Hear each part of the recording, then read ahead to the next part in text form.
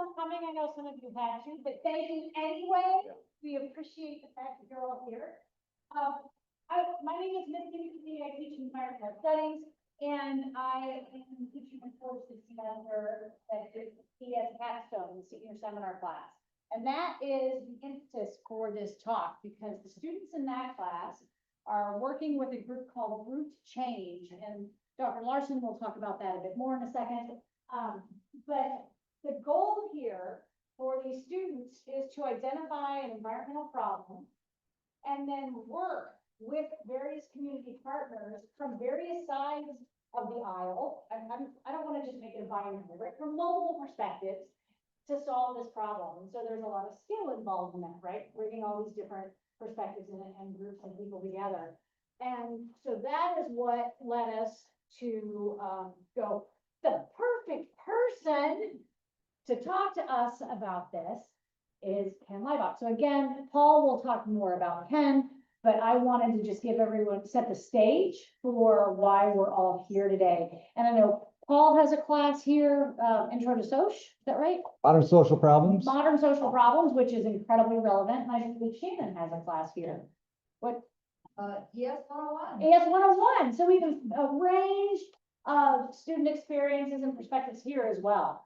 So with that, I will pass it on to Sam Anderson. I've come over to your side of the room. Hi, everyone. Happy to be here. I'm going to give you brief comments. Sam Larson, I'm the interim director for the Whitburn Center for Governance and Policy Research. For students in the room, I think what you just saw up here is an example of how student group work never ends in your life and you're scrambling to get everything going. So thanks for being patient with us with that. Excited today to have all of you with us and to have our esteemed speaker with us. Just a little bit about the Whitburn Center. So what we do is really work to try to bring together community groups, elected officials, local government folks, people on campus, to work together to find common ground across differences, across divides, and work on local change. This project with Root Change, which is a nonprofit, a national nonprofit that focuses on similar work, is really focusing on how we can do this in partnership with other people to focus on environmental issues that everyone in this room cares about, and that our community partners care about as well. So we're excited to be here. I'm not going to go into any more depth because there's another organization called the Wisconsin Alliance for Civic Trust. Maybe Paul will touch on that, that's involved in this as well. If you want to know more, there are flyers on the desks in front of you, but I think I'll maybe let Paul talk a little bit more about that. Yes. Thanks, Sam. Paul Van Auken, sociology professor here. I'm also the coordinator for WISACT, which is what Dr. Larson just mentioned. That's the Wisconsin Alliance for Civic Trust. And it was started in 2024 as a cross-partisan thing to try to build more trust between people. That will translate into making sure that our elections are safe and secure, among other things. Get people more civically involved, talking to their neighbors, trying to solve problems together, which really fits well with the We Lead concept. So We Lead is the result of a grant that WISACT received to basically model this idea on this campus. And then we're going to try to do more of it throughout Wisconsin, which is pretty cool. So that's a little bit about what WISACT is. I was interviewed yesterday on WTMJ radio in Milwaukee about the political violence that's been happening. You can find that on Spotify in case you're interested. You know, Dr. Larson and Mike Ford, who's another one of our colleagues there. Did you already do your interview with WPR? Similar one. So we're trying to get out there and say, hey, we need to condemn political violence no matter what it stems from, and do that in a cross-partisan fashion. So that's just a little bit of a side note on that. I'm not going to talk too much longer, but I do want to introduce our guest, Ken Leinbach. Was anyone here when he was in the other big room on first floor stage here and wrote in to a talk on a unicycle? Yeah. He couldn't do that today. Maybe you wouldn't have anyway, but you have an ankle injury. Can somebody that was there, why did Ken write in on a unicycle? Do you remember the point of that? Go ahead, Shannon. My understanding was that it would help us see a sense of community because he needed several people to come up and help him get down off the unicycle. Yeah. And so It was very small. he wrote a book called Urban Ecology that tells the story of the Urban Ecology Center, which he's gonna tell you more about. So I don't need to go into a whole lot of detail on that, but one of the big points he makes there is if you wanna get people to reveal the talents that they have that might help you achieve a project, so like a wheelie initiative to try to experiment and figure out how do we do something about all the road salt and what that damage that does in our cities. I know that's one of the topics that that group's chosen. Well, we say we need help. So he said, I need help, and then assets came forward, and you find that if you ask for help, you're likely to have an abundance of people that are in your area that are actually willing to help if you ask for it. So that's just a little teaser into what you're gonna hear about with Urban Ecology, the history of the Urban Ecology Center. We're actually, I just have to mention that because Shannon and I and some other people are working on something that is based on the model that Ken helped create in Milwaukee, that we're calling Urban Ecology Oshkosh. Because it's a great model that lots of people around the world have actually been trained in, including us here in Wisconsin, to kind of try to do the same thing as what they've done in Milwaukee, which has had really awesome results. So I'll let Ken talk more about that. And he doesn't have to worry about falling off the unicycle today. Thanks for being here, Ken. Let's give him a hand. Welcome him.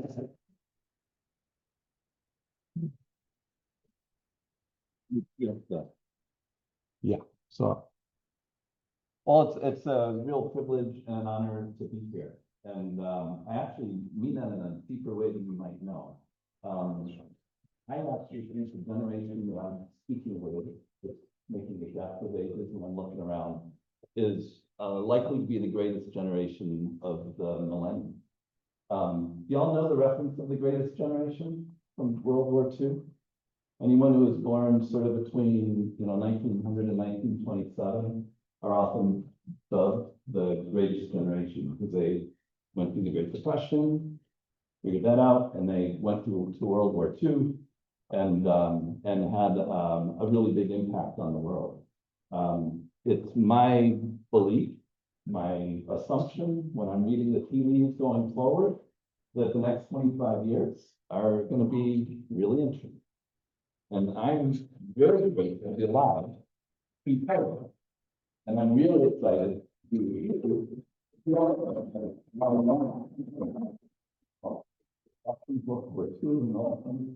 it's like, it doesn't have to be long. And that's why I'm excited to be speaking to you, because what I have experienced in my blessed 62 years of being on this planet is unbelievable talent that comes out of young people. To me, you're young, but your age. But it's a beautiful thing. So thanks for the invite. Thanks for the opportunity. The other thing I want to say is, you really don't like lectures. I hate to have you on this beautiful day sit through this lecture right now. I know you'd rather be out there because I'd rather be out there myself, right? But here we are. And but I do really like engagement. And so I'm gonna speak some, but I'm also gonna hope that there's enough engagement that we can have conversation and question and answer. So my vision is we're gonna, after this little introductory spiel, I'm going to tell you a little about who I am and what I've done, because I'm just a stranger to you, so I don't have any credibility until I share a little bit. But throughout all of that, please feel free to raise your hand if there's something that I say that stimulates a thought or a question. And if the thought goes on and on and on, I'm going to cut you off, but no, seriously, don't hesitate to do that. The other thing is you have complete agency. I'm going to ask you to do some things. You don't have to do it, right? But I'd like it if you did. So that's just your, you have freedom of choice to be here and to do whatever, happens. So, so my vision is we're going to have this little conversation within the spiel, within the PowerPoint. Oh, it's so big. Within the PowerPoint, there's a few places where there's just a white screen with a quote. All of those are actually build up to the end for discussion points. So you'll see that as we move along. Any questions before we get started? All right, I have a question for you. Raise your hand if you're from Wisconsin. Okay, let's do it the opposite way, because there's a lot of hands up. Just a few of us. Well, raise your hand high. If you're not from Wisconsin, raise your hand high. There we go. Okay, thanks. Is anybody from another country here?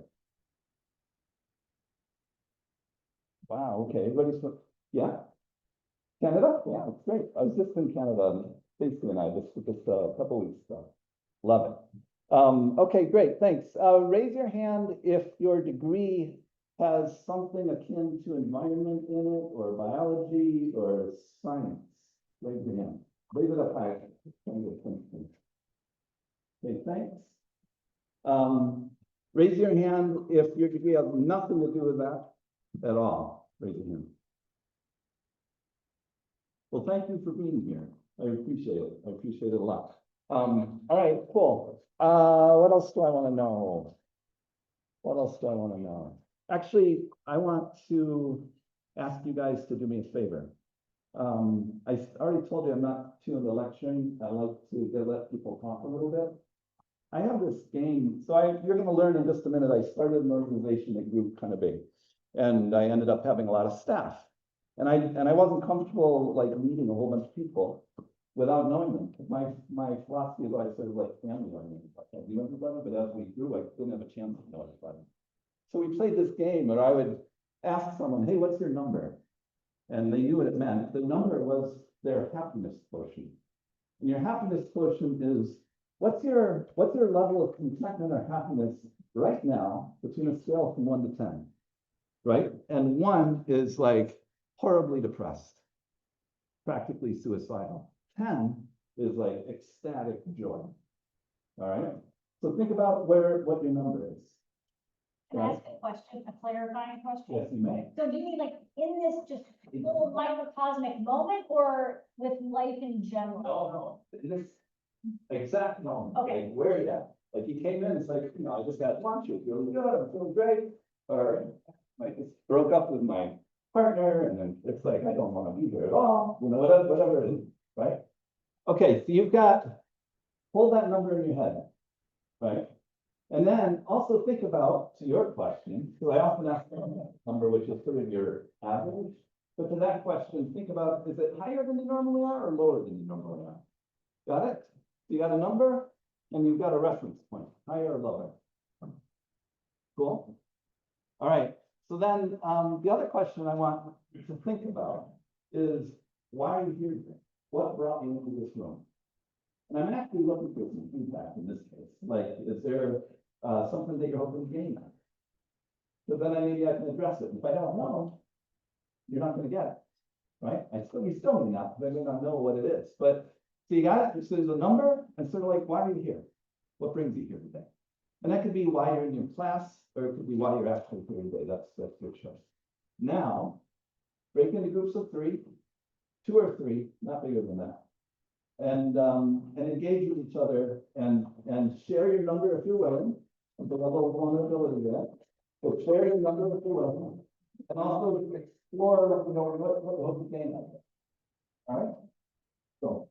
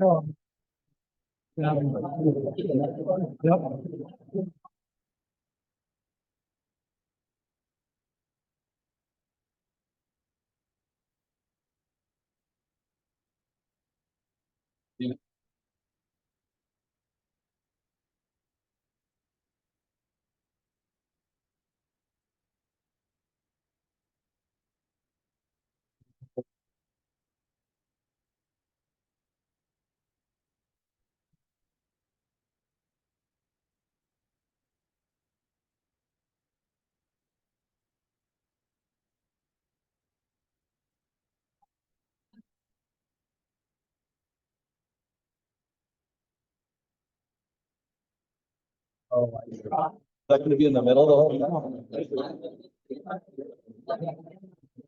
I just want to give a chance to participate.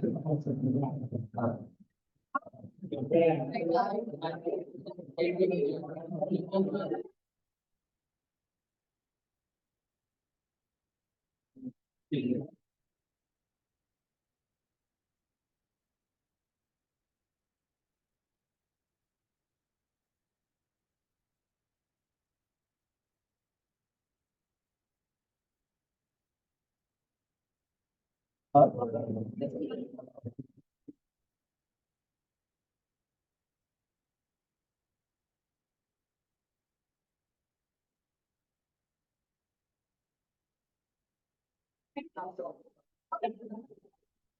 right, go ahead. on that one. So the next one.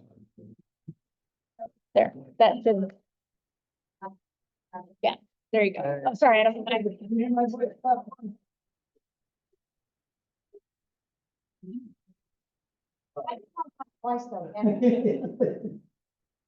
You probably been a teacher.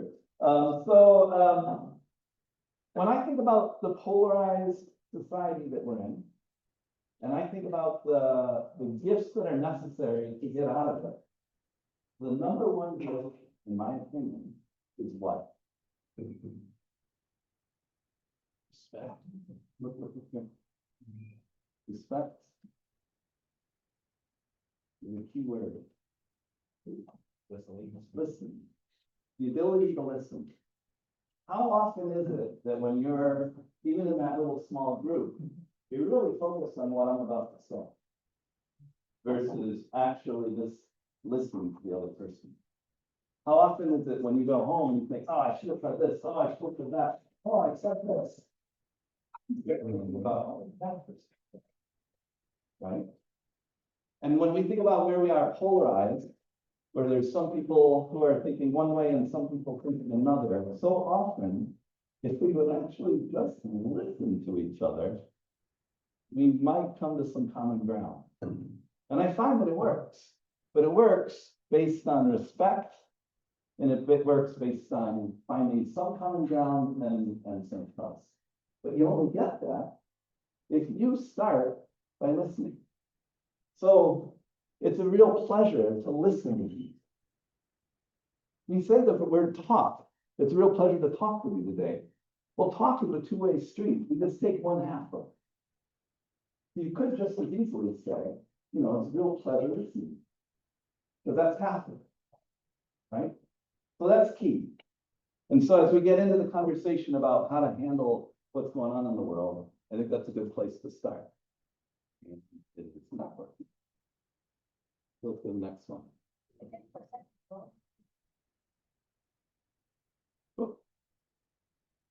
Oh, yeah. So then this one I also grabbed about listening.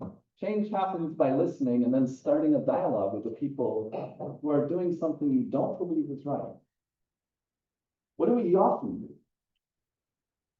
When there's someone who's doing something that you don't believe is right, what do you often do? What's your, yeah. You argue. Yeah, you argue, you shout at them. Hey, what are you doing? Hey, stop that. Big protest sign saying, hey, you're also. Right? Like, what the heck? So Jane Goodall, do you know who Jane Goodall is? Raise your hand if you know Jane Goodall. Those of you who don't have her, she's a phenomenal woman. She's in her 90s.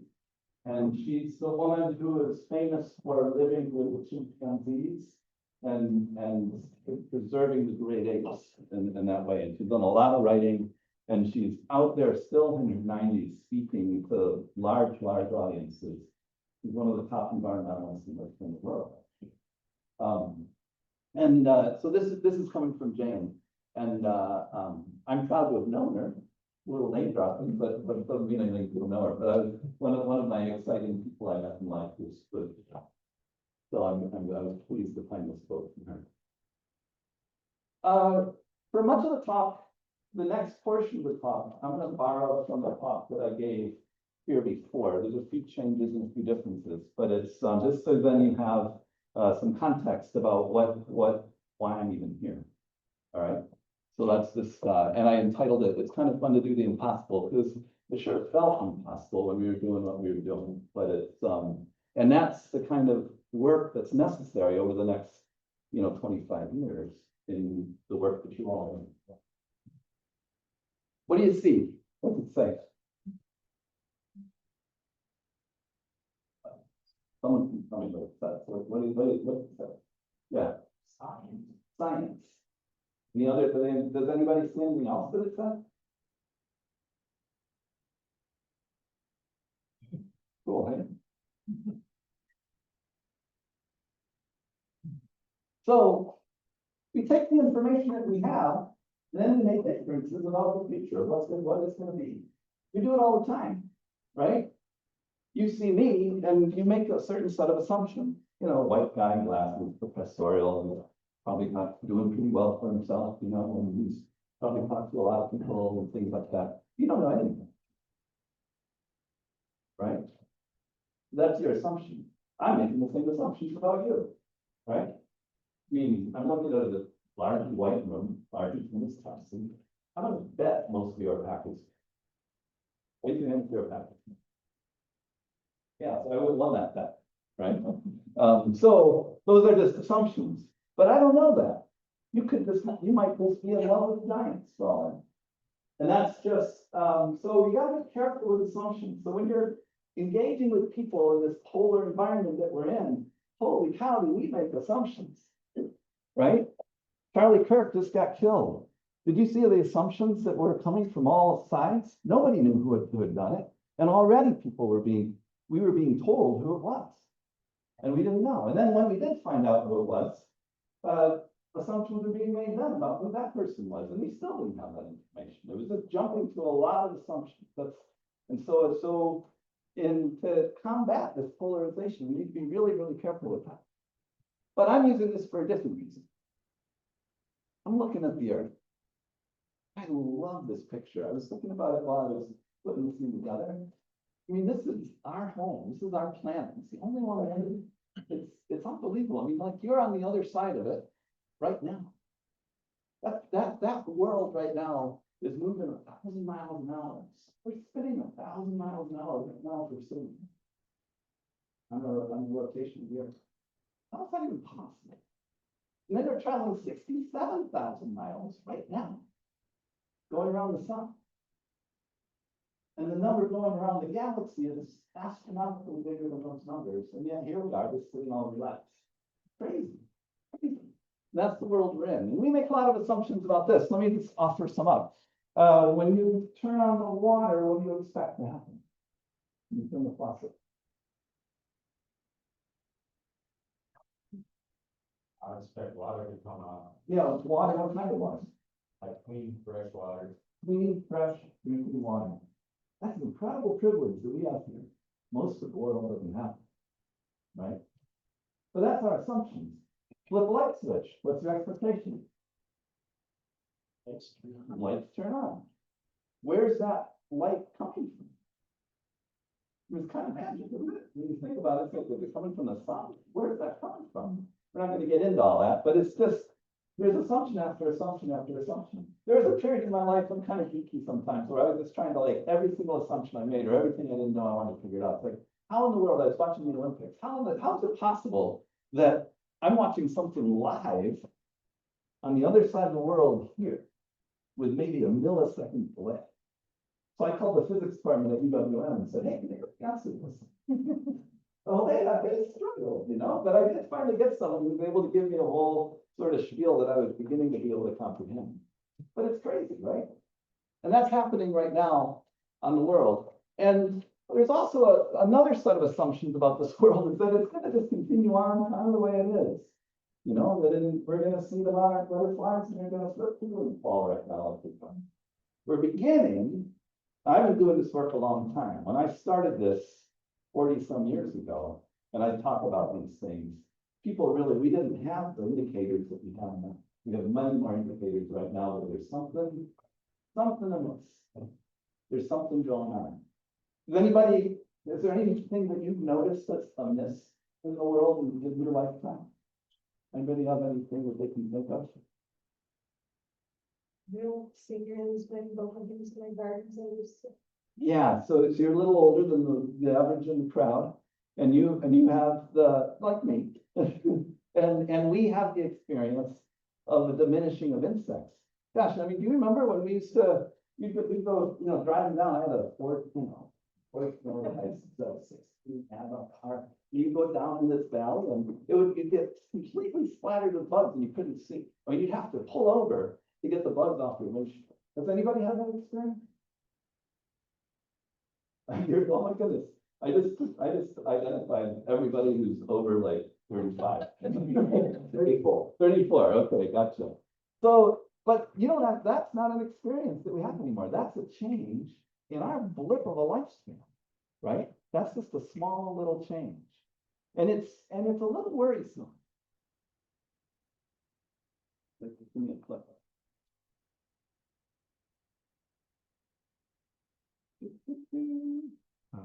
Oh yeah, so I started out as a high school I was a biology major, and I started out as a high school science teacher. I loved it. I really loved it. And I had the good fortune, I was living in Virginia, of starting something that was called the Outdoor Lab for a big urban school district of Arlington Public Schools. And the Outdoor Lab was 200 acres of land that was about a 40-minute drive outside of Washington, D.C. Every day I'd leave out there, a gaggle of kids would show up, we'd take them canoeing, but mostly we'd take them hiking. And every single day I'd go hiking in that land. I got to know that land like it was my brother. I got to watch it for 12 weeks. And every single day I just noticed. Well, it's just a process of noticing. And I noticed things. I noticed that in that period of time, some of the leaves, like a lot of the leaves, are getting these little blemishes. Well, where's that coming from? And I noticed these caterpillars that were showing up in mass, and they're just like eating whole portions of the forest. Like, whoa, what's going on? And then we were doing studies on some of the amphibians, and there were spotted salamanders, and over time I noticed just in that 12 years that there were more and more of them that were deformed. It's like, whoa, I'm in a pristine environment. I'm in a mountain environment with clear streams. So this has to be coming from the outside somewhere. And that got me both worried and motivated. That I got to figure out what's going on. So then I jumped to do some graduate work to try to figure that out in sort of global ecology, to understand like what's going on in my little piece of land as a testament to the world. And I found some interesting things. Any guesses what the blemishes on the leaves might have been from? It was a problem that we had back then more than now, because it's actually a positive thing that we all did. The ozone layer was being depleted, and we didn't know where it was coming from. And that was actually, it was like sunburn. It's essentially sunburning the leaves. And one of the indicators was that. And then we humans did a really dynamite job. We said, hey, we got a problem. We got to rally around this. And we figured out that it was coming from our refrigerators and our air conditioners and the chemicals that were in there, and some other things too. And we started saying, as a world, not just the United States, as a world, we were saying, all right, we need better alternatives. Better alternatives were designed and invented. And lo and behold, that problem is not gone, but it's diminished radically, right? That's exciting. We gathered together. We were not polarized, we were unified, and we were able to pull it together and make it work. So, those are the kinds of things that happened for me at the lab. Let's click it again. So I was doing my graduate work in Arizona. And while I was in Arizona, I had this one moment that I want to share with you. It was I'd call it an epiphanal moment. I'm not super religious, but an epiphany is like when you can see the world in a different way spiritually. And I had this moment on an airplane.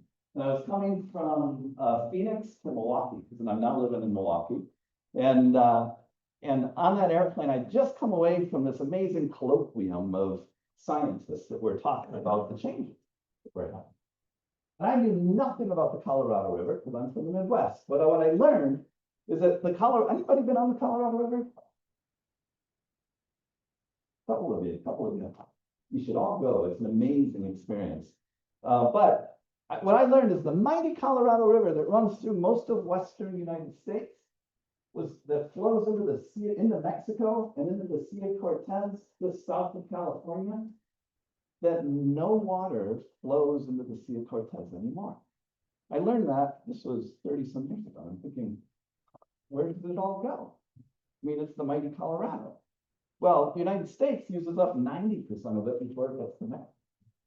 And we use it for power and for irrigation and for and drinking as well. And we use it all up. And then we give Mexico the final 10%. They use that up in just a short amount of time. And the last 30 miles of the river is a dry bed. It's like, whoa, that's crazy. But that's just sort of interesting, crazy. And I thought, well, okay, what do you do with that? But then I was at the bar the night after this conversation, and there was this professor and a couple of students that I was sitting with, and they were talking about this experience they had just had on the Sea of Cortez, and their experience was they were kayaking. Well, it worked, and they were kayaking, and as they were kayaking, here's a picture that they shared with me. There was a whale that came up just, mere feet from the kayak. It was a huge whale. It's like, wow, what a natural encounter. And they got there and they said, and they're all sort of shaking and saying, that's amazing. And the whale came up and went down and then came up and then went down and then disappeared. And they're all kind of shaking from that experience of the awe that we get when you're in that kind of situation, and paddle on. And as they're paddling on, suddenly it reappears with a baby, another mother, and a baby. And all four of the whales, the mother and the children, all circle around their kayaks. And you kind of wonder who's doing the environmental education here, right? I mean, which is the wildlife? It was an amazing experience. And the way they were describing it, it was like, I could tell, it was almost like they were lovers. I mean, they were so intense with what they were sharing. And so, and I was moved by it. So I'm sitting on this airplane and I'm looking down at all the lights of Phoenix. And I'm saying, oh my goodness, I'm looking down at the Colorado River, because the Colorado River is creating all the power of Phoenix. And I'm looking at the swimming pools that are filled with the Colorado River. I'm looking at the grocery stores that are filled with the water and all the vegetables of the Colorado River. And I'm thinking, whoa, something's got to give, because nobody's making these connections. And the whales aren't going to live there much longer because they need the nutrients from the Colorado River to come into the Sea of Cortez to create the rich environment for the plankton for the whales to eat. It's this cycle. It's this whole connection, and we aren't making the connection. And I got off that plane. Oh, that's the whale looking at us.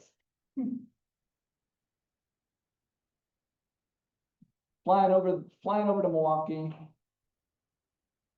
And I got off really pissed off. I was like, gosh, dang it, I'm 31 or 32 at this point, and I'm thinking, this isn't right. Somehow we got to make the connections, and somehow I have to do something different. At the time, I was just a at-home father of my two kids, unemployed. And I'm thinking, okay, what am I going to do? I don't really know. But I knew I had to do something, because I knew this quote, we must be the change we wish to see in the world, and the only person that could be is me. I must be the change I wish to see in the world. I can't put it on you. I got to put it on me. So what the heck am I going to do? And I didn't know. So I struggled with it. Well, the first thing I did is I started changing my own behavior. So I got worms in the basement. What do you put worms in the basement for? Do you know how much compost we throw out on a given day in our culture? And I was at that time living in a place where I couldn't throw it outside. And so I started doing vermiculture and growing worms, and it works really well once I figured it out. And then I started doing all the green stuff, but this was before green. Green back then was still a color; it wasn't a liquid. And but I was doing a lot of those things. So I stopped using plastics right away. I stopped using paper towels and used rags instead. All those kinds of things. And then eventually, in short order, I got rid of my car. So I haven't had a car in like 20 years. And in terms of what I'm doing, kind of radical, but it's not at all. It's just a different habit. A different way of making the world work. And it's also a way that all of us can choose. We have ag agency. You don't have to listen to me right now. I mentioned that earlier. You also don't have to conform to what everybody says you have to do. Think about it. All right, so I was doing this, but I still didn't know what I was going to do. I was just changing me. And then I ran into this guy, Peter Senge, and he has this quote, focus on what you can control and let go of what you cannot. So I was feeling the weight of the world on top of me. It was just like, oh, and I imagine some of you feel that way now. And I was thinking, okay, well, what can I do? I did a personal assessment. So what can I do? Well, I'm a pretty good teacher, so I could get a job as a teacher. But man, I really dug it when I was in Virginia at this outdoor place. And I got people getting outside and I saw kids change. Like, wonder if there's a way I could do that in the city. And then I stumbled on this research.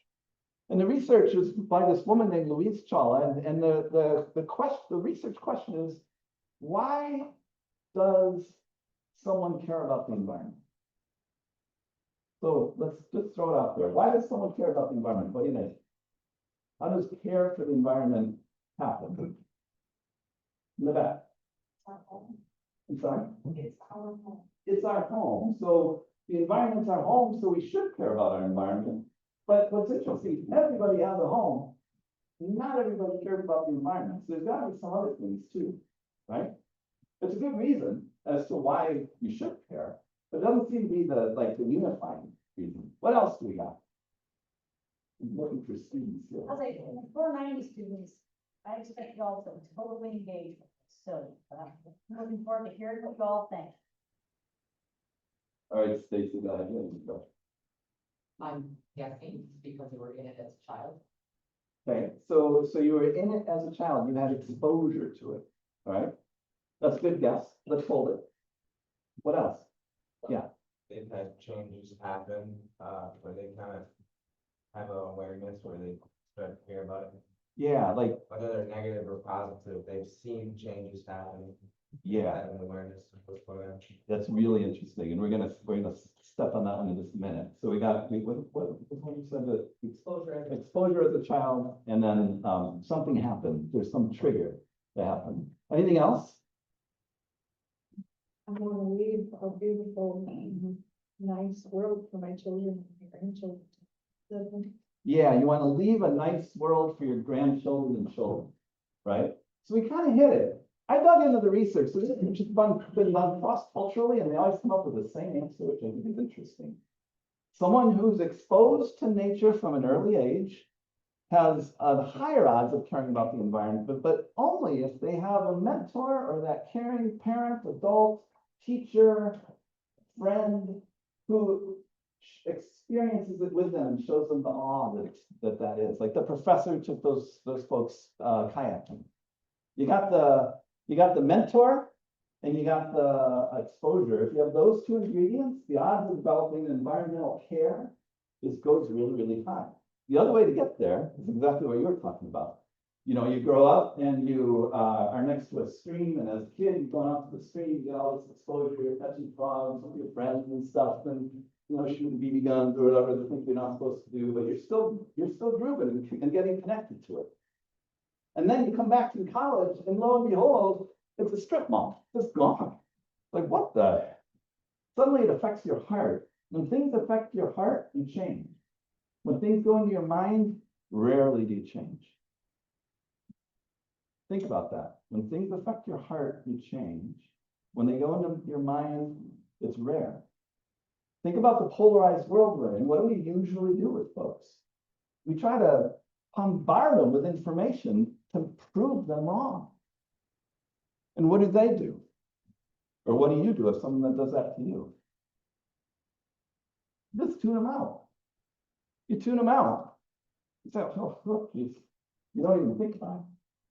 But as soon as someone in your family gets lead poisoning from the lead that's in the paint next door, oh boy, that's a little different.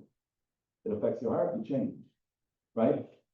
So, so focus on what you can control, let go of what you cannot. And I learned this research and said, is there anything I could do with that? Like, is there a way in which I could get people, I'm living in Milwaukee, in the urban environment to care about the environment using those two ingredients, exposure and mentoring? How could we make that happen? Right?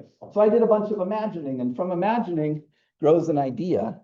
And then I had this idea that I was bouncing around with. This is me with an idea, and I'm bouncing around. How do you know if an idea is a good idea? What do you have to do with it? I have an idea, I don't know if it's any good until I do what? Give feedback, so, yeah, I gotta share it with someone, right? Oops, sorry about that. That was actually a mistake, I wasn't trying to wake you up. All right, so you gotta share it with someone. Now you have two people with that idea, and we're just bouncing it around, right? But then if we start bouncing it around together, it's like, oh, hey, this is actually a pretty cool idea. I like it. But I still need to share it with a few more people.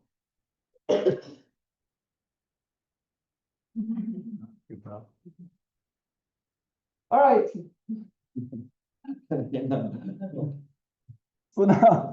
So now you've got more people engaged, and the more people you have engaged, the more amazing things can start happening. In fact, sometimes like seemingly impossible things can happen, and you really don't know where that idea is going to go. Occasionally, the idea has a bummer piece to it. Nice. Okay.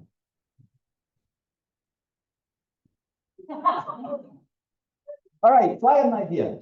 I said, okay, I'm gonna take this research and I'm gonna create a social experiment in the heart of Milwaukee in a high crime park, and I'm gonna see what happens.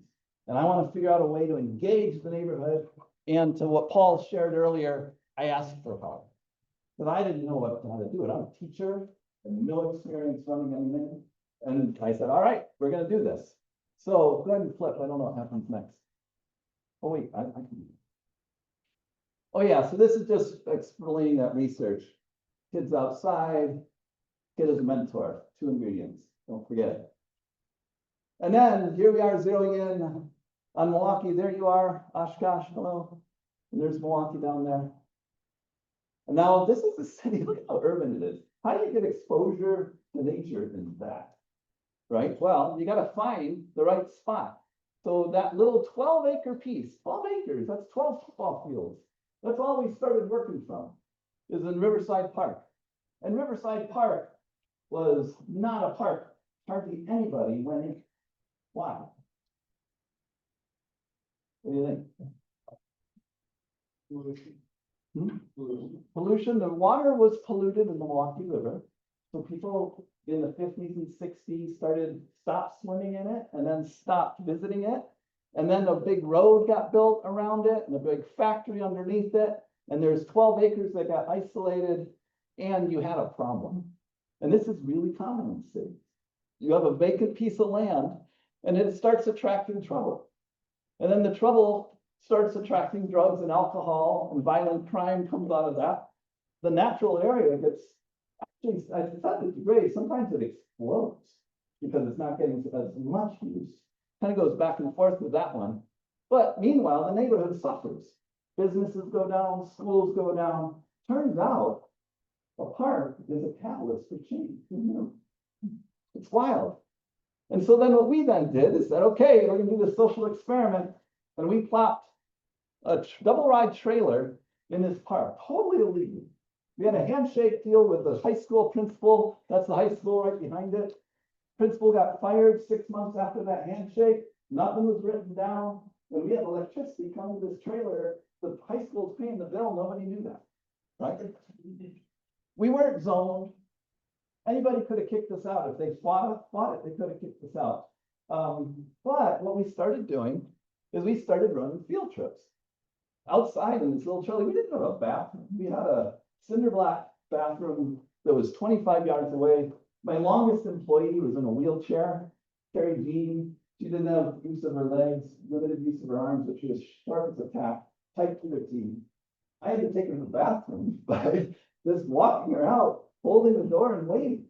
Eventually, she said, Ken, we could get a clean rope and put it on the door and I could open it myself. So no. But at any rate, that was where we started, was in this trailer. Just to be totally factual, I started after this trailer got. So this trailer was here with the neighborhood, and they had this concept of making a nature area, but they didn't have the whole sort of Urban Ecology Center concept. I was looking for a place that was a perfect marriage, and I was the first full-time employee of this volunteer group at about a half pay of a school teacher with about the same amount of it. That was what I started with. I'm just sharing the story, so if you're thinking about starting things, just think about that, right? You gotta take some risk.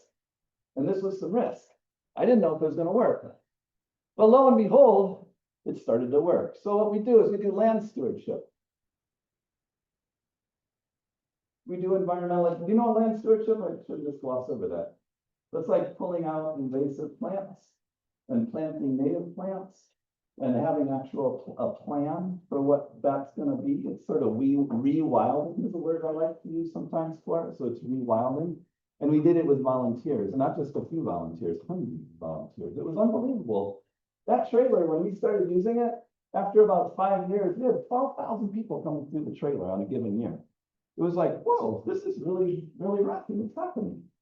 We did environmental education. We had contracts with all the local schools, and we'd go teach it. We'd be teaching environmental education. We'd be offering the exposure. Oh, and we hired people not based on credentials, but based on charisma. Why? You can have a good work environment. So you can have a good work environment. Awesome. That's very true. And what else? You can teach skills to anyone, but you can't teach passion. Yeah, you can't teach passion, but you can teach skills. So and quite frankly, in the urban environment, there's a lot of people that don't have the ability to have the resources to go to college, right? But they sure care. So it's that whole process of what we did. So we're hiring people to help us teach. And there's community engagement up the wazoo. We did urban adventures. I mean, there's kids. I know. I imagine for many of you, how many of you have sled? Like when you were 10 years old, like sledding was just a regular activity. Yeah, almost all of it, right? Well, in the city, that's not true. It's just not. They don't even have a sled, and they're not allowed to go to the hill to get a sled.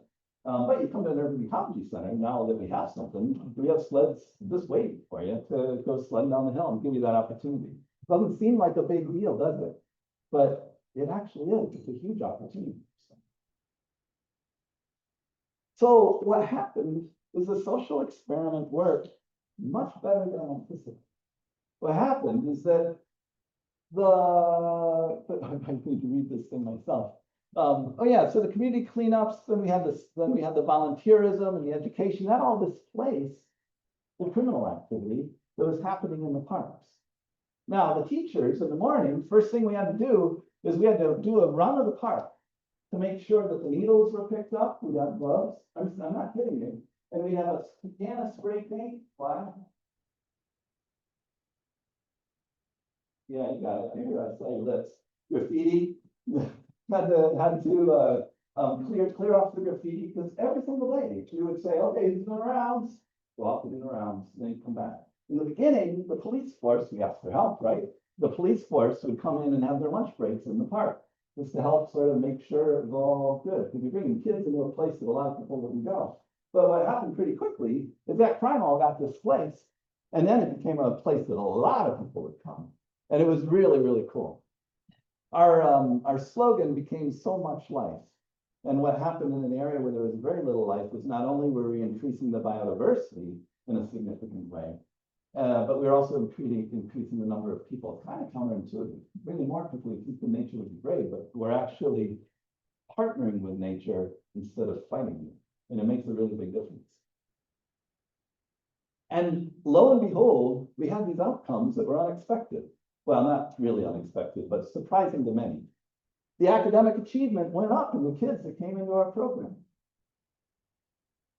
The park became significantly safer. Crime went down 90% within a year and a half. 90%. No police were hired to do that. I talked about the lunch breaks, but other than that, it wasn't like hiring a larger police force to make crime go down.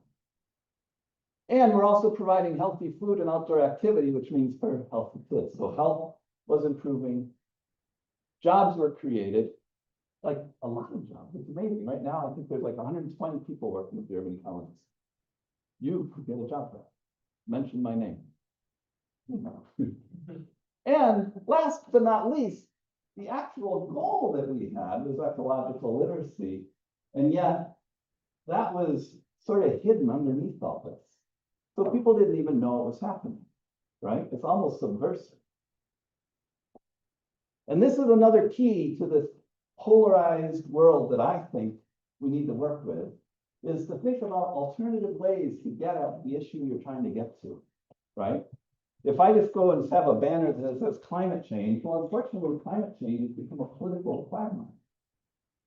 Doesn't make any sense to me, but it has, right? So what could we do instead? Well, think of a third way. Think of a way that it's actually impacting somebody. Like, oh man, those fires, whew, God, that smoke was just terrible. What do you think? Oh yeah, man, I tell you, I could barely breathe, you know? And that crosses an aisle. You're all experiencing the same thing. And yet, lo and behold, that's climate change. But don't use that word, you know, because we might create some tackles. That's the kind of engagement that has to happen, and that comes from self-awareness. It comes from a sense of kindness and listening. Got it? How you guys doing? You doing all right? It's like after lunch, everybody. All right, well, hey, bear with me. So the third way, I learned about the third way in an interesting process. I was 18, 19 years old. I got a job as an archaeological surveyor in Grand Junction, Colorado. Grand Junction, Colorado in the summer is hot. And the Bureau of Land Management housed us in a trailer park. Well, the trailer park is where the sort of the poorest people in Grand Junction live, and Grand Junction is a pretty poor place to start.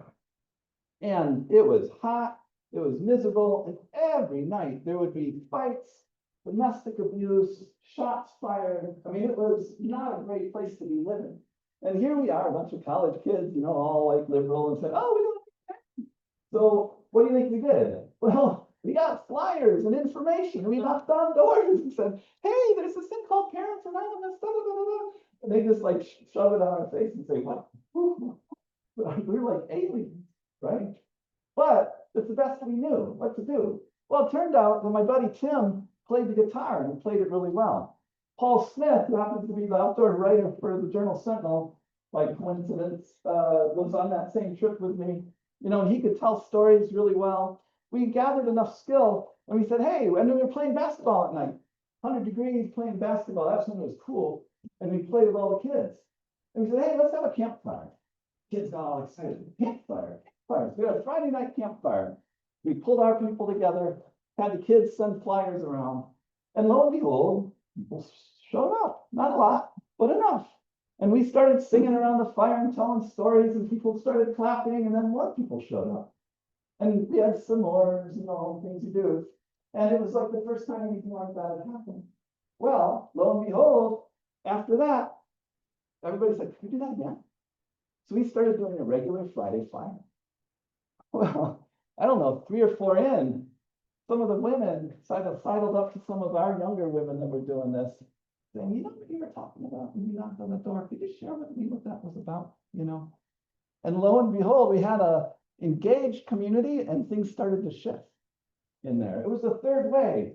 Who would have thought that a campfire would be a way to get the domestic abuse and domestic violence out into the open, you know? But that's what you're looking for. That's called systems change. It's looking for the leverage point and making a small shift to make a difference. The project I'm telling you about is that. The Urban Ecology Center is a small shift. You shift the park and it changes an entire community. It's wild.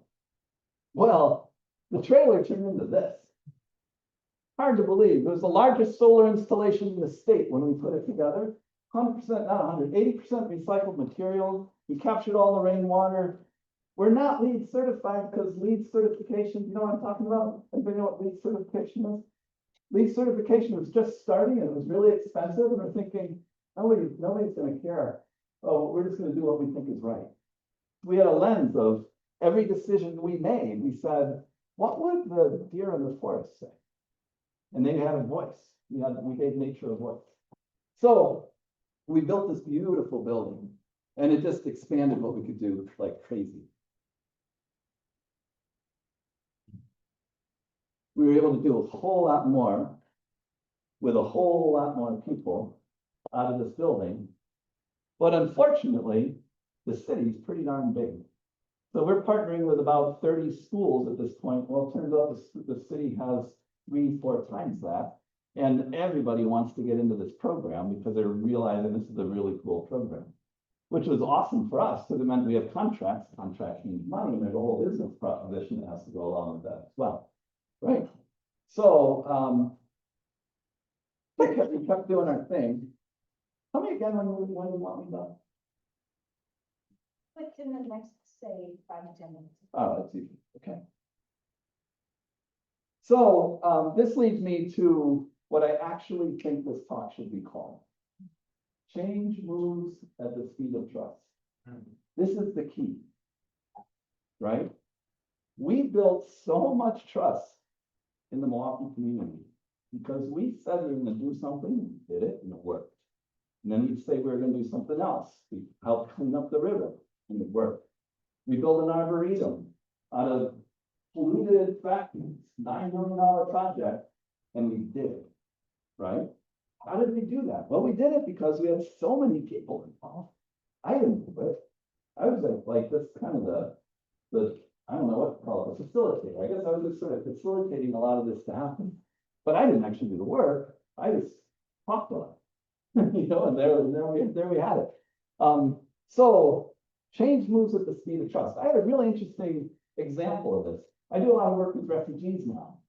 And there was a young woman who I think is awesome. Her name is Shar Bond, right? She's in her 20s, grew up in Afghanistan, found herself escaping the Taliban with nothing on her life, you know, just, I think I'll finish.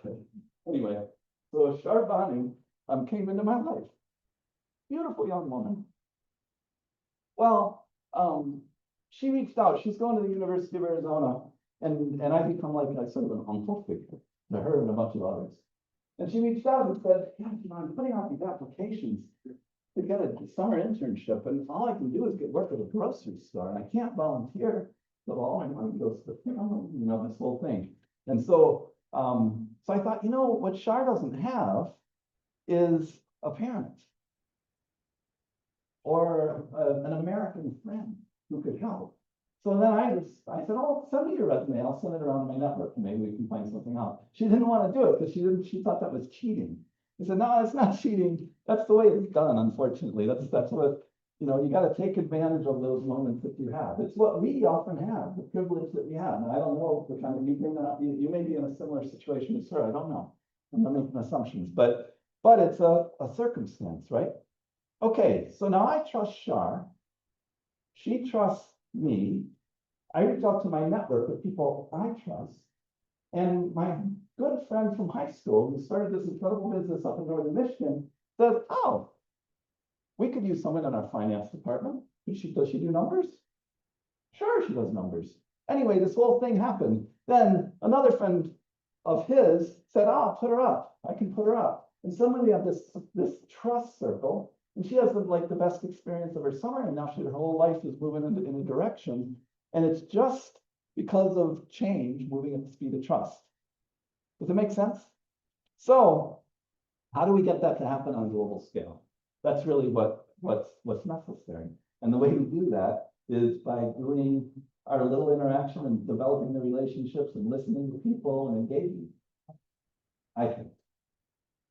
All right, so if it works, replicate.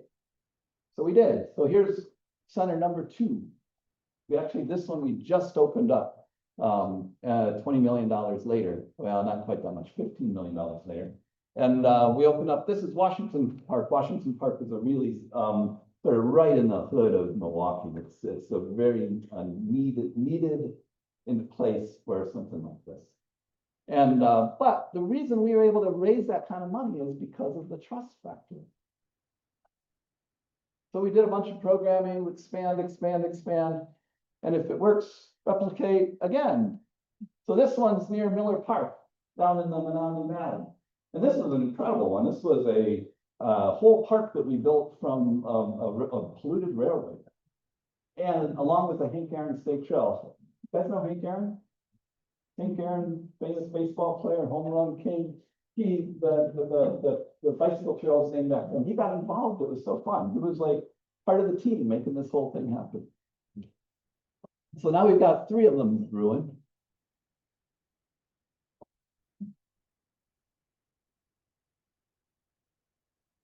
And then my final quote of this whole thing is, again, my opinion, how do we change the world one random act of right? If we each do that little bit, it has ripple effects, and you never know where those ripple effects are going to go. In my case, I was very fortunate, and having this experience, we had some donors who we asked for some funds for early childhood. They gave us the $30,000 we asked, and then they said, "Oh, and here's an extra $50,000 if that never happens." So you got to go write a book and to share this story. I said, "Oh, I'm not an author. I don't know how to do that." So I called my buddy Paul Smith, the Journal Sentinel writer, said, "Hey, you want to write a book for me?" And he was busy. And after a couple of years of trying to figure out someone else to do it, I ended up taking a sabbatical and figuring out how to be an author and wrote a book. If you'd like one, they're for sale. Got a QR code, you can have one. The reason to buy the book is well, there's a lot of reasons. A, it's a really good book, It is a really good book. if I do say so myself. There's a chapter on money that is worth its $18 price. I think actually today it's $15 price. So that's the end of my sales pitch. But the money portion is saying, no, how do you do something? What do you need resources? And there's a whole section that everything I learned about how to run a nonprofit, create a nonprofit, and get a resource for projects. Doesn't have to be just nonprofits. Anyway, that's my pitch. And then beyond that, then we started doing trainings. And that's how I met these guys. And that's why I'm here. And that's why we're best buds. Because we were biking all over Oshkosh trying to find where the ecology center could go. And it's been fantastic. And it's brewing, it's happening. And you guys can help and volunteer to make it happen even more. It's happening right here. It's not just happening here. It's happening in lots of down in Mexico, Atlanta, Rochester, New York. La Crosse has one that's going big time. Here's actually our gang from La Crosse here. Oshkosh. Oh, Oshkosh, sorry, yeah, the better one. This is La Crosse. So La Crosse actually has one that's brewing over on the river that's like full grown. They call it a nature place, and it's a complete sort of replica of what's happening. It's kind of cool, isn't it? That you just sort of have this little thing that grows and grows, and now it's got a life of its own, and is taken off from there.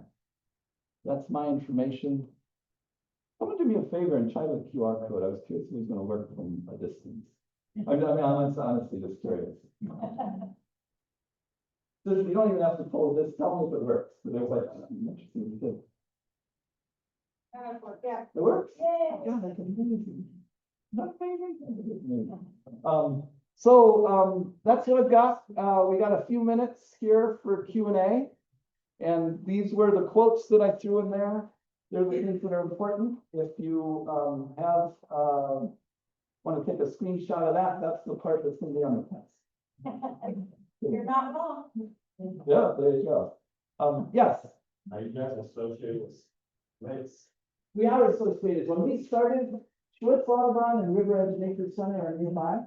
And we were like this little brother that they helped out. So like my first like stuffed owl came from Schwitz Audubon, because they had more than they needed and they let us little brother have one, you know, and actually River Edge Nature Center loaned us a teacher. We had a real strong relationship with all of them, and we still do. Yeah. Question specifically about the topic of polarized community. So before I ask my question, I have to say that I really do expect students to ask questions, especially, again, 490, y'all are a group who can model what good question asking looks like in a situation like this. And I'll start us off. Can you think of an example, or is there an example of a time where someone came to you and said, no way in hell is this gonna happen? Because in hindsight, like, who would argue with this? This is incredible. Right? But along the way, did you hit any barriers of people saying, I disagree with what you want to do, and I'm gonna do what I can to make it not happen, or Well, something along. Yeah, I mean, anytime you put your neck out there and make a change, especially in a public space, you're gonna get people who don't like it. Because change is difficult for people. And it's surprising where it comes from. So actually, it happens, it happens all the time. I mean, one of the things you have to have is a real thick skin. This job made me appreciate local politics and local politicians like nobody else. You know, we give politicians hell. And they're putting their neck out there to make decisions that are really difficult for a lot of people. And most of them, I would say the lion's share of them are honest, good, and there for good reason. And yet somehow in our society, we've like turned them into whatever, right? That happened to me as well, right? I mean, we had dog walkers in the park. Well, dog walkers and little kids kind of don't always mix. So we had really contentious meetings, like, what are we gonna do with the dogs? Never did I say you can't have the dog in the park. All I was saying, control it. Maybe put some limits on time, like in the middle of the day when there's kindergartners, you know, do it in the evening, you know, that type of thing. But those are the kind of conversations we had that very localized in that regard. When we started putting up the building, we've done all our community engagement. We thought everybody was on board. Go to the zoning meeting, and there's, you know, 3 people, neighbors who never talked to us, never responded to anything, who are just vehemently against it. And we're going, what do we do? Right? We had a really fun, weird one.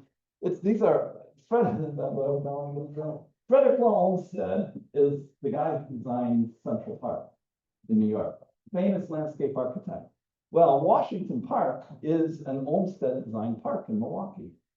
And we were bringing back, in our view, we were bringing back what Olmsted wanted, which was a park for the people. He was famous for trying to make the park for the ordinary people. But these wealthy people who lived on the lake saw Olmsted as this sort of icon. I'm putting a little bias on this, but this sort of icon developer. And you had to keep it just the way it was. Well, the problem was just the way it was not what it had been for years. So what we were doing was actually in the Olmsted view, and yet the Olmstedians, that we even call them, were really against us. And they had a lot of money, and their lawyers and stuff like that. So that was an interesting part. But we got through it. We got through it. How did we get through it? We got through it by listening. We got through it by being kind, right? We got through it by going out and having a beer, going to a brewery. That's how we got through those. And that's yeah, so that was a good example, yeah. So you said earlier that you had to like sacrifice and make decisions because you took a lower paying job to make a better impact.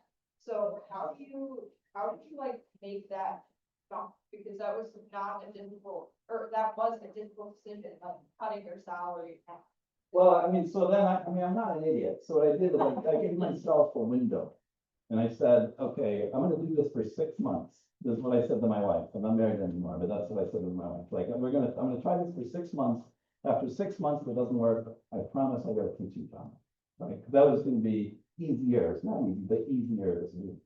And those first 6 months, I mean, when I started, we had my salary, 2 months of salary in the bank and no other money, right? At that time. Just to give you a sense of it.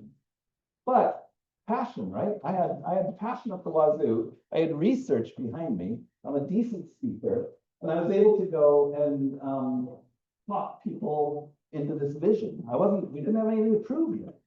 It was just a vision. And also, the other way I'm not an idiot is I had to chase the money. So I had to think, okay, where can I get money fast? Well, then you have to go through it. Well, who has money? And you just kind of do a logical framework. You go, well, sports people have money. So I tried to go to the Brewers. Well, I mean, there's like a gate this high. I mean, a metaphorical gate, because everybody wants to get money, right? So I didn't go anywhere. And then I said, okay, well, the university has money. So I went to the university and said, at the time, a little different now. Not true. And I went to the university and said, hey, would you want to take on this little project? But it was too complicated and it was going to take too long.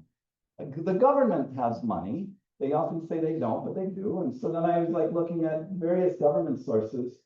And And then finally, I just went to rich people, like individual rich people, but I don't know them. I'm new to Milwaukee. Like, how am I gonna know a rich person? But I asked for help. And I know, and then as I'm getting help, everybody I ask, say, hey, you know any rich people? Literally. I would ask, you know any rich people? And lo and behold, someone said, oh, yeah, I'm really good friends with Susie Kasten. Susie Kasten turns out to be the wife of the CEO of Robert W. Baird, one of the big financial institutions in Milwaukee. She had lunch with us. Susie came down. We chatted. Susie had been involved with River Edge and the Schwitz Audubon. And she said, no, this is really cool. I'll help. So what Susie did is not only give us a little bit of money, but what she did is she joined our board and allowed me to meet others. So then she invited Jane Pettit, the Pettit Ice Center. I don't know if you know anybody from Milwaukee, but the Pettit Ice Center is named after Jane Pettit.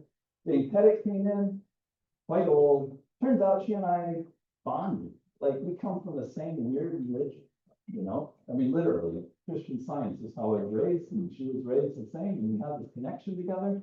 If there's any Christian Scientists out there, I love it. I don't really mean to call it weird. It was just an interesting way to grow up. But it was, Jane Pettit and I actually kind of bonded. And so she doubled our months in a personal chat at a lunch.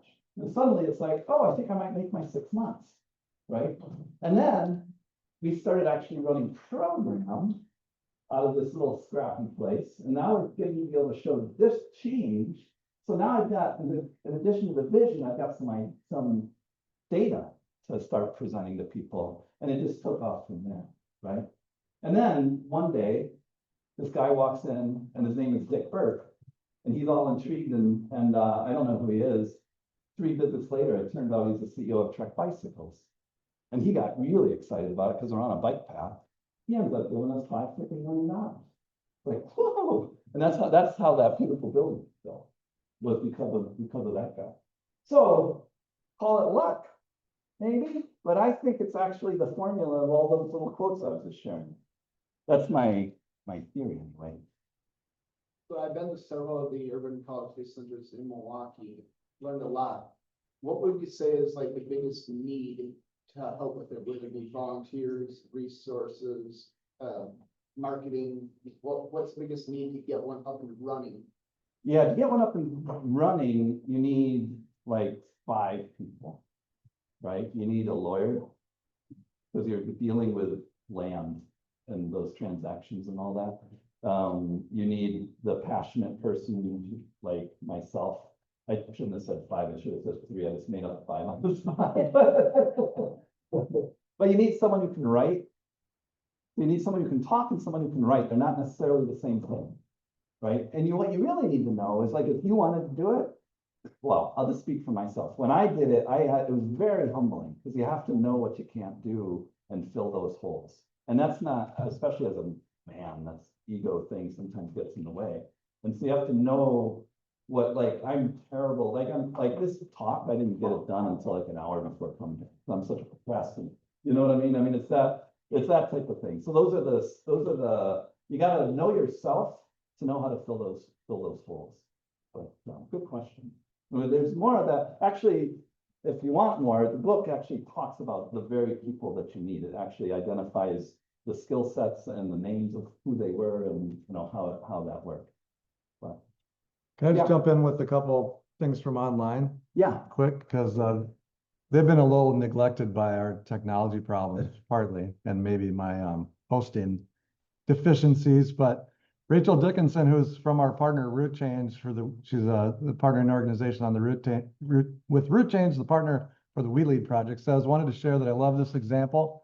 And we've seen similar examples from lean experiments. In Cambodia, one youth group transformed an alley in Phnom Penh where people would throw a bunch of trash by painting a mural, and they found that the transformation helped people to care about the space and look at it as an art space rather than a forgotten alley. And then she also says that campfire examples are, there are plenty of examples of that functioning to break down barriers to conversation. Then Jesse says, how replicable is this model outside of large urban areas like Milwaukee, where a niche market can raise capital for projects like you described? Thanks for your presentation, very informative. Yeah, so the question was, what size of community is needed. Actually, you can, it's really, it's back to chasing the money. Where's the money? In Chicago, they wanted to do it in a, no, what, I've been to so many cities. Well, there's been different models. So in Chicago, they wanted to put it in a place, and it was like right in a huge area of poverty. And there, it was gonna be very difficult to get wealthy people to get involved in it because there's nobody nearby and they're scared to go in there and they just wouldn't be able to see it, right? And I said, you know, I think you need to put it on the edge. It's called the riparian zone in biology. You gotta put it on the edge. And that's one of the things that we figured out. I said, so to do that, well, you can do it, but you're either gonna need a single sort of wealthy person to dig in, or you're gonna need the government to make it happen. So it's really looking at where the resources are. So you can do it in a small community, but you need to know sort of what that funding world is in that community before you engage. I mean, Milwaukee, I didn't city. I've never even lived in this. Well, I lived in Ireland, but before that. So it was like, I didn't know. I'm looking at you like you asked the question, but. But, and they pulled it off in lacrosse and They pulled it off. we're planning to pull it off here, right, Shannon? Yeah, look. We're working on it. Lacrosse, I think, has, their urban area is like 85,000, something like that, and the city itself is like 50,000.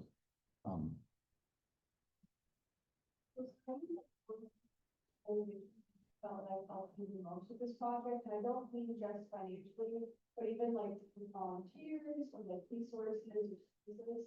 Yeah, I mean, so many. I mean, the list of partners is just so long. But all of our projects are on public land. We own very little land of our own, and the land we do own is sort of just a fluke.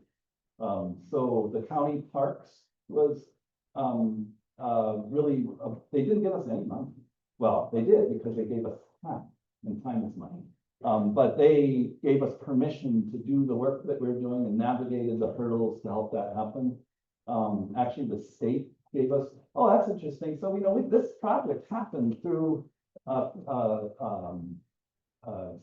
me out, Scott Walker. I don't know if you guys know Scott Walker, but super conservative. Jim Doyle, super liberal. I mean, both were meeting for a long, long time. We got support from both of them. Tommy Thompson was a big supporter of this. It's kind of wild that we were able, oh, and my board of directors has staunch Republicans and freaking liberal lawyers, you know, with ponytails and stuff working. I'm saying that literally because you know who I'm talking about, but on the same board. And what's happening there is really cool because now they're engaged in a project they can all believe in, but they're also becoming friends. And so then other projects are happening in the city because of that friendship and other jobs and such. It's really cool how that ripple effect. How like there's that big strong weight of the world kind of feeling. But how do you suggest that, like, how do you encourage people to get out of that mindset?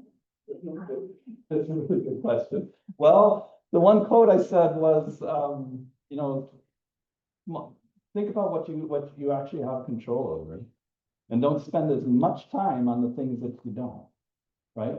I don't have a good answer, to be honest with you. I'm just telling you what kind of worked for me. I think that engagement really makes a difference.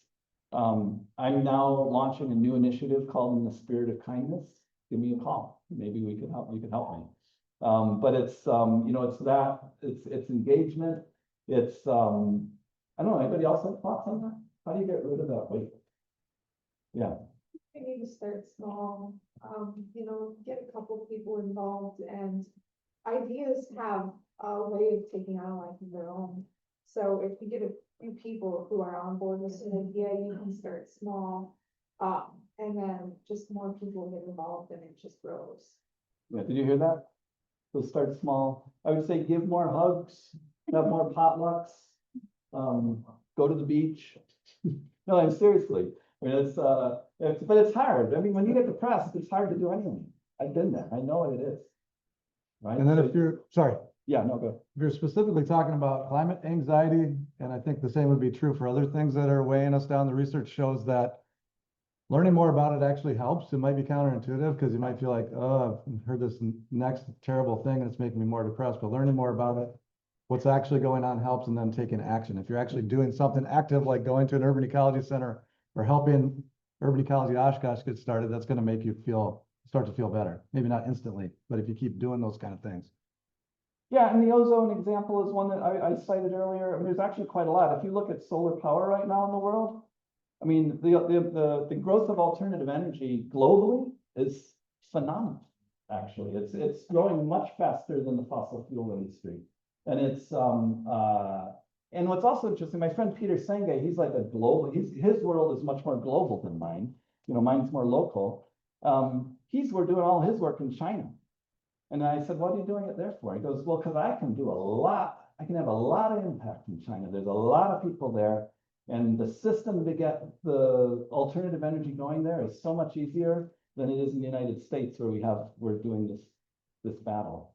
You know, I was thinking about when I was doing the talk, it was, you know, what was the name of the title again? It was Polarizing politics and the pursuit of sustainability. Oh yeah, polarizing, that was Paul's idea, bunch of P's. If you want another kind of fun Google thing, Google Tim Leinbach TED Talk, and you'll hear a meaning of life based on the letter P.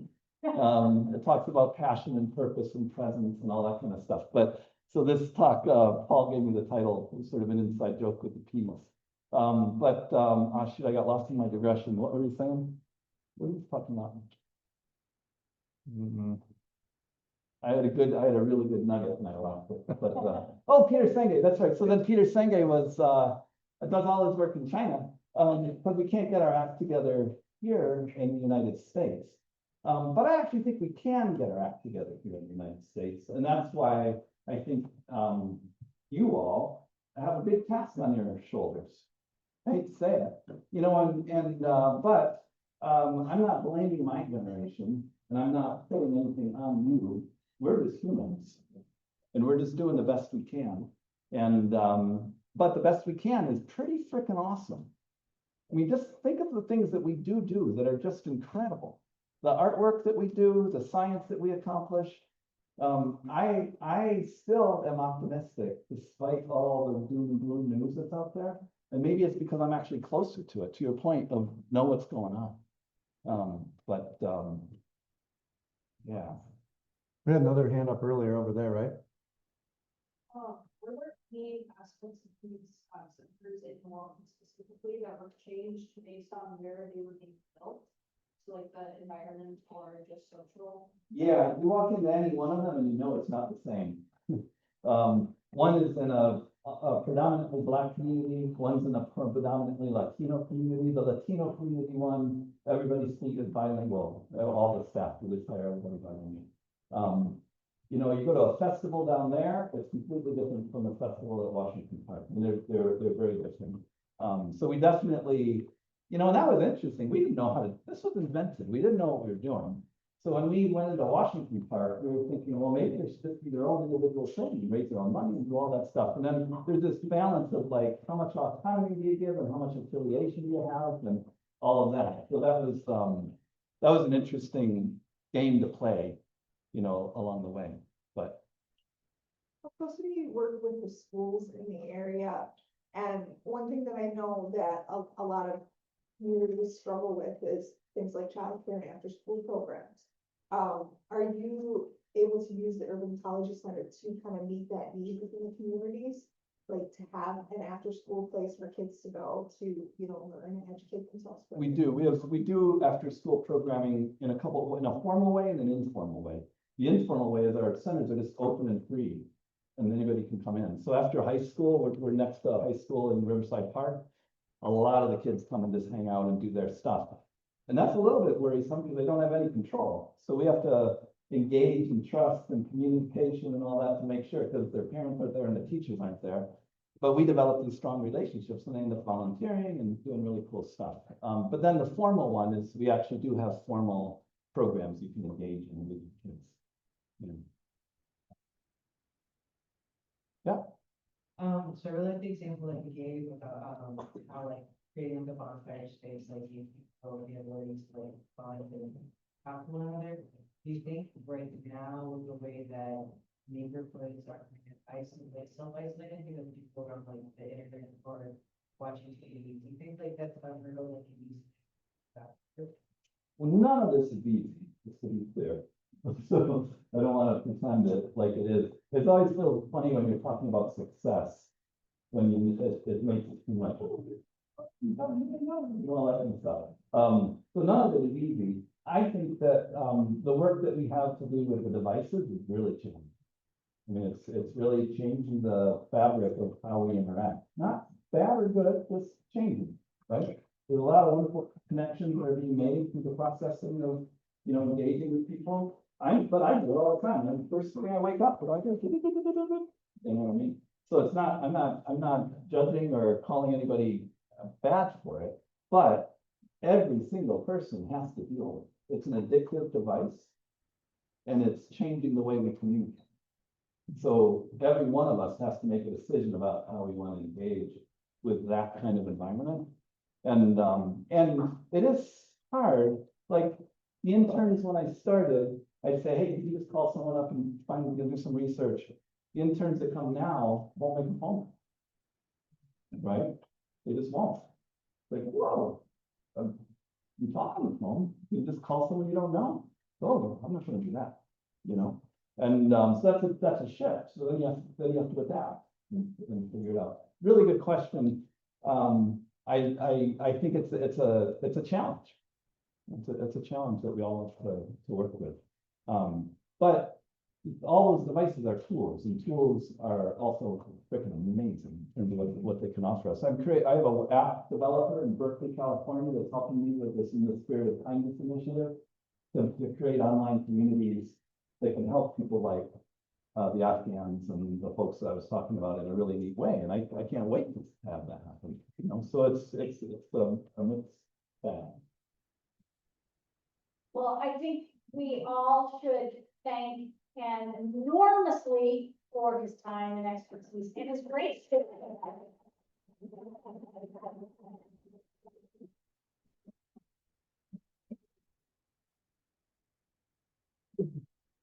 Well, it was really fun listening with you all.